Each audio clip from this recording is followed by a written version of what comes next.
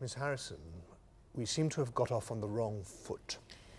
Dr. Emerson, do you want to rephrase that?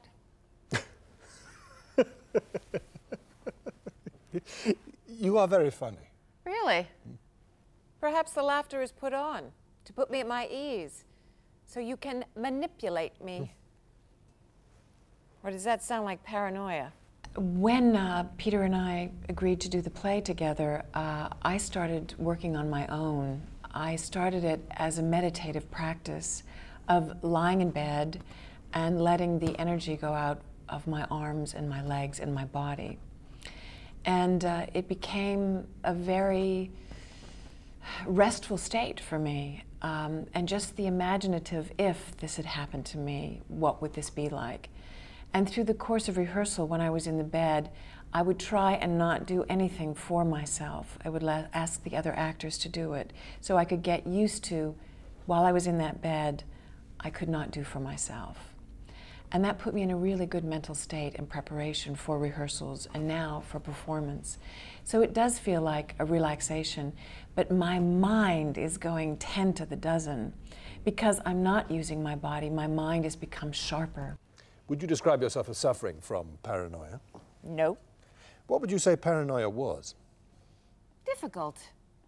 It depends on the person.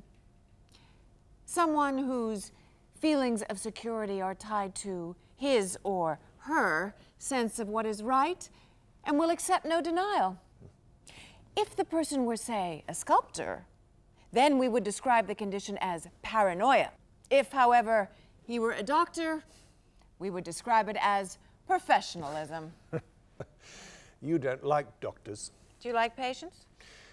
Some. I like some doctors. I mean, when Kim plays the part, her hands are like that, and they do not move. And they do not move for the whole course of the play, the scene.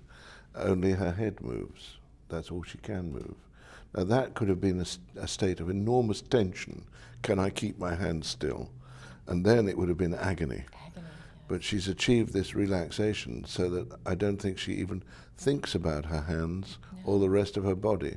It's only her head which is alive. And that's a remarkable achievement. But what I get from doctors are decisions, not information. I've learned more from my boyfriend surfing the net than I have from doctors. Suppose you came to my studio to buy something. You looked at all my pieces and you said, I want the mother and child. And I said, no, no, no. You don't know anything about sculpture.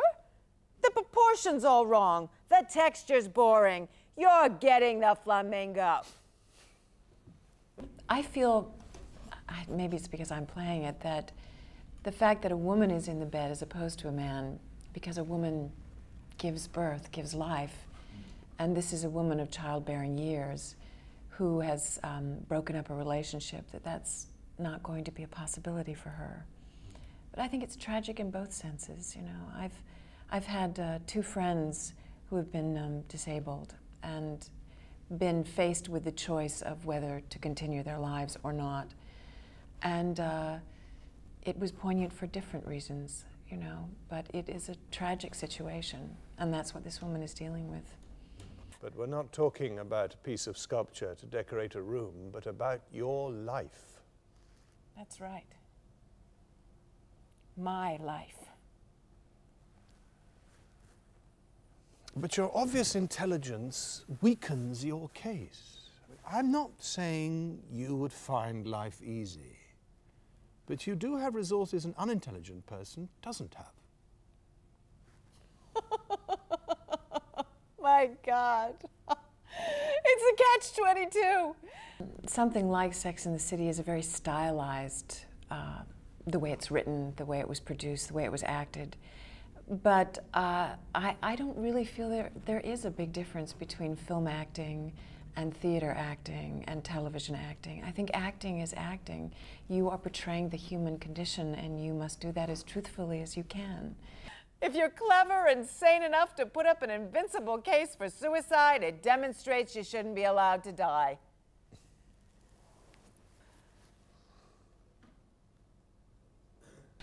You know, I'm always open to work. I love to work. I'm an actor and I love to work.